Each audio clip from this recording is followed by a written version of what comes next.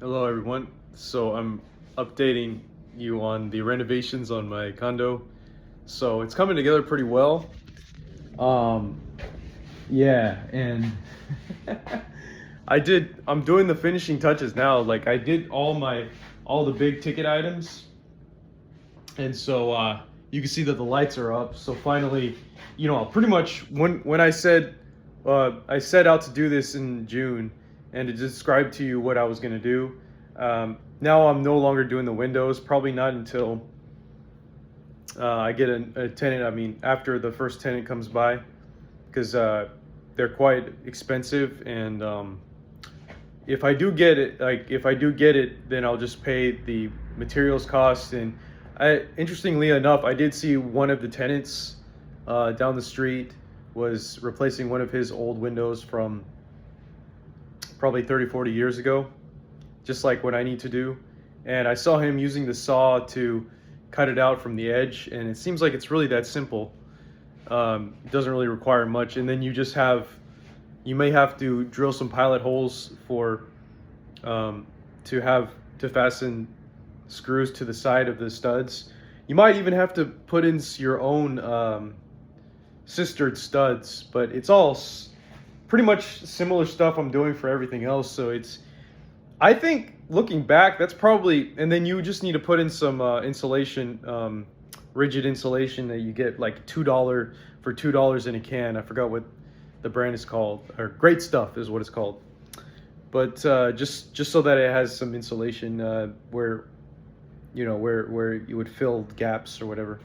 But I noticed that that's probably, actually, when it comes to everything else, that has to be one of the easier tasks, one of the easier jobs. It's just that at this point, I've invested so much money into everything. I had to use my 401k to cover me. I took out $13,000. So, I'm just like, dude, I can't do this monk mode thing for too long. It's just not sustainable with everything else going on, especially because there's a lot more leverage on the table when it comes to my opportunities. So monk mode might be more ideal if you're stuck in a certain situation and you can't get out of it. But that certainly doesn't look like it's the case for me, although maybe after a while it may seem like it.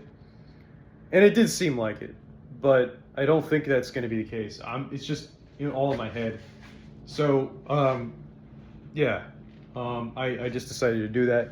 But so right now this basically controls the light. I don't know if I showed you. It's kind of nice. Then you could turn this off.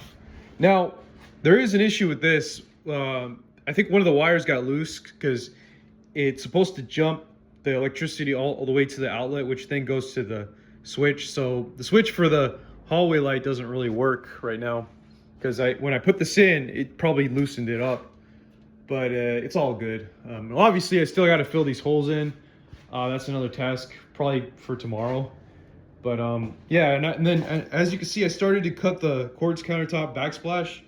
And here's the thing: is I'm finally taking action and moving forward with this. I did a cutout, a template for the left part. The guy, I tried to explain the salesman or the quartz countertop guys about what to do, and they didn't understand my CAD sketch. So basically, as you can see, right, the back there is actually longer than the front. So see how it doesn't fit here? Well, if you keep going, it will eventually fit. So this template is necessary so that they get everything right, because all the angles are weird. Like this is 90 degrees, but this is like, I don't know, 90, 92, and then this is 88, as I've described in my other videos. So I had to make a template, and hopefully they can just use this. It's a little wavy, but I just hope they're not that particular. Yeah, I just used exactly what I gave them for the CAD sketch, and this is what I came up with. So they could have just done it themselves, but I guess they don't trust different conditions that they don't normally see. So anyway, and then I put up this light. Wanted to thank my brother that came by to initially try to help me, and also my ex. So at first he was putting it together, and then we noticed that one of the holes that held this together, this screw together, was actually stripped out. So we couldn't actually fasten it in there, and so I had to take it back and get a completely new one. And on top of that, the existing receptacle was stripped out, so I had to get a new one, and also one that I can screw to the side of the studs. And then I also had to cut the that stud piece. They call it a light gauge metal light gauge metal stud support, and you using the aluminum blade, and that ended up working for me. So, but yeah, there's all these little things you got to do, and I came up with a list of what I have to do left, and I'm already done with 4. So they're just little things that you got to make sure that you like clean up a job, and you know, it's like I forgot what the term is, something like cleanup job or touch-ups. Yeah, touch-up. It's basically touch-up jobs. So they don't take that long. You just write it out and then you're done. But like for example, I finally wired after several months of just putting it off, wired here, and now the outlet over here works, and I can prove it. So I'm gonna plug this in, and then, well, I can't really prove it while I'm recording, because like right now it says it's charging. So I mean, I'm proving it to myself. But if I had the electrical stick to show you, I would definitely show you. But maybe I have it somewhere. I don't know. Things get lost really fast, especially when near the end of these projects, I guess.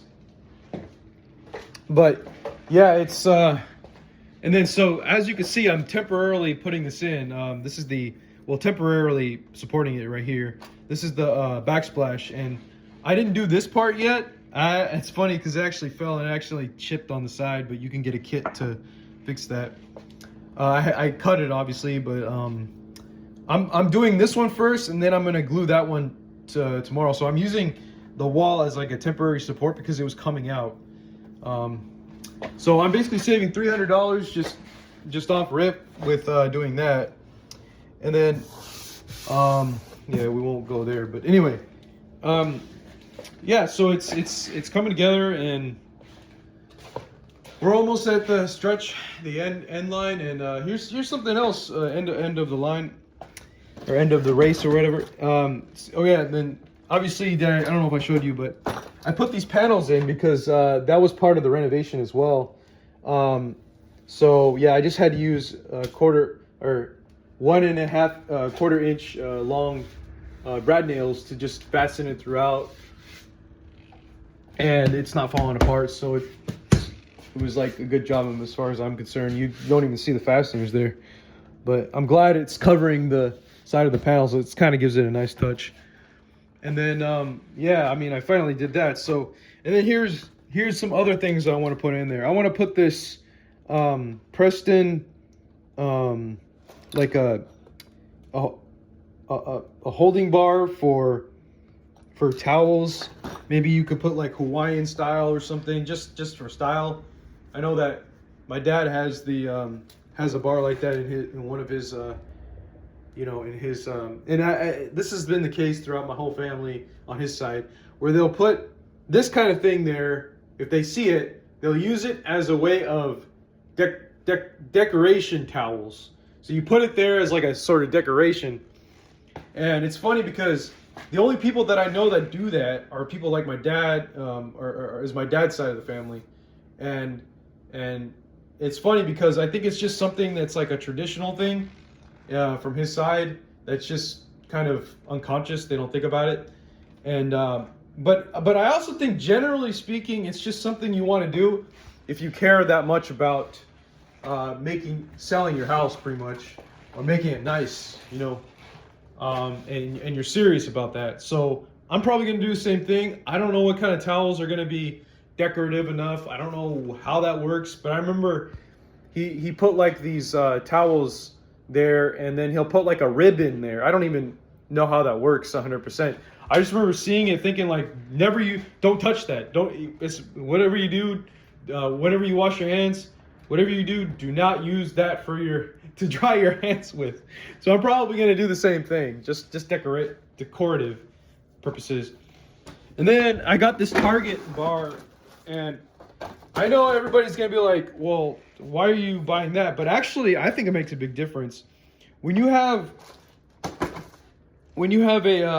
a mounted shower rod versus one that's spring operated, I think that not only does it have a nice touch, but it just kind of adds on. It makes it a fixture, just like a light or something. It makes it a fixture. If it's just spring loaded like that, it just feels like it's not the landlord's. It just feels like it's not part of the whole real estate. That's why I want it to be mounted. And I know it just seems kind of weird, but to have that thought process, but that's why I got it. And in my experience, that's actually true. Like when I went there for the first time, I saw at the Triton, I saw they had this, and I was like, oh, I see. So it's built within the whole building in a sense. So you get the sense that it's not yours, and that you better be, that it's like it's kind of integrated with the whole shower, the whole bathroom kind of situation. So, so I decided to get the mounting one versus the spring-loaded one, and I think it actually does make a difference. Plus, you don't have to worry about replacing it or anything like that. You can just reuse it over and over, or like you don't have to worry about it slipping or whatever. And then let's go ahead and go back upstairs. Did I do anything else up here? Actually, yes, I did. Remember, I finished the lights, right? So, well, for the exception of the bathroom pendant, because this one's going to be replaced. They're sending me a free one that it's actually a lot nicer. It's going to be longer too. So, if we take a look at what I did here, so check it out. I have all the lights in here, and I think it adds, like, I don't even need that light anymore because this has enough lighting. I could just sit down and do my work, and I don't need another light like this, the hanging light. And then I also did the closet too. Check it out. So I had to, wire to the outlet, and I actually changed this outlet out. And then I had to go all the way to here, and this took probably about 2 hours. This part alone, and yeah. And so yeah, the room is done. The rooms are done. And here's the other one. Well, obviously this part is not done yet. Like I have to, there's some fixtures I actually have to put back in. But generally speaking, it's done. So these actually can't change the color. It's fixed at 300K, whatever. I don't even know what that means. But you can still dim it, so that's the great thing. So if a tenant wants to come by, I don't think they really care so much about the color type. But yeah, this is done. And then you also, the closet's also done, so check it out. It's you can finally turn on the lights, and you can see that I designed it to be perfectly, like 4 feet apart. So yeah. And so yeah, that's what's going on. And so I finished all that, and there's not much left to do. It's just a bunch of like touch up stuff. And obviously, probably the thing that's gonna take the longest after this is just cleaning up the whole house. There's so much crap everywhere, so much dust, and okay, I'll take that back. The bathroom is another thing I gotta get back to, because you see how the thin set's still stuck to everything. So I have to clean it out of the grout lines, and then I have to grout. The joints. So and then after that, I have to put some caulk, or I should say silicone, around the bathtub. The toilet base. So it's just like, and then also the base of the tile as well. I'm gonna do it on the base of the tile because it has to be waterproofed. So, or wherever the tile meets the bathroom, wherever the tile meets the bathtub. So it's just more work. And so like I said, it's a bunch of touch up, and here's another thing too. So I think I have to be realistic. So going back downstairs, but I have to be realistic because so it turns out that my friend is not going to be my roommate anymore, which is kind of unfortunate, but it's just the way things have to be. I mean, it's okay. I mean, I don't have a problem with it because I mean I don't really have a problem with it. Well, I don't have a problem with it because you know, it just is what it is. Like, I wasn't going to necessarily rent to a certain person. It wasn't whatever I'm doing here is just is for general use, so it could be anybody. But that means that there's going to be a lot of homework on my part.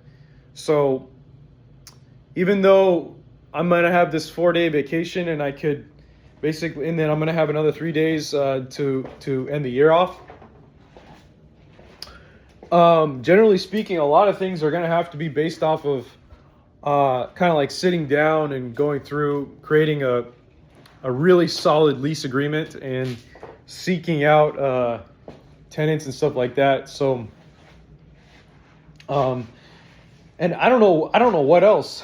There could be other things too. I gotta be on it, you know.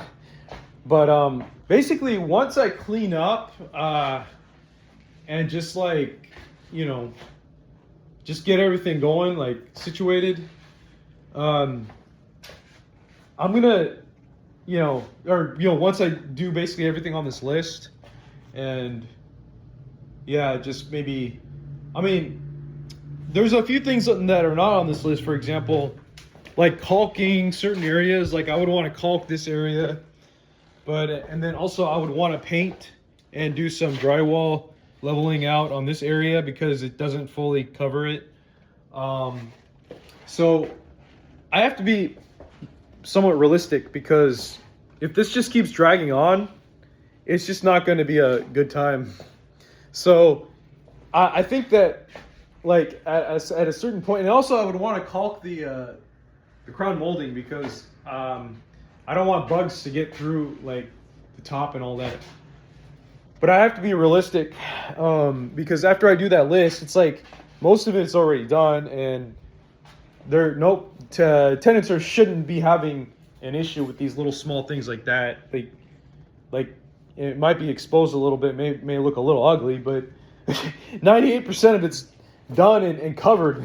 So I mean, a small imperfection like that, especially in this area, is not that bad. So I think I have to be realistic and figure out what I'm going to do about what the next steps are. For example, because if my friend's not going to join, then it's better to focus on trying to get that lease agreement going and focus back on getting social again, probably having a few drinks again, you know, getting back into the social groove and interviewing people and stuff like that. So we'll see how things go, but right now I think I'm almost done, and I'm just happy. I'm pulling through, and life's gonna have a extreme turn pretty soon. We'll just see how that goes. Thanks for watching.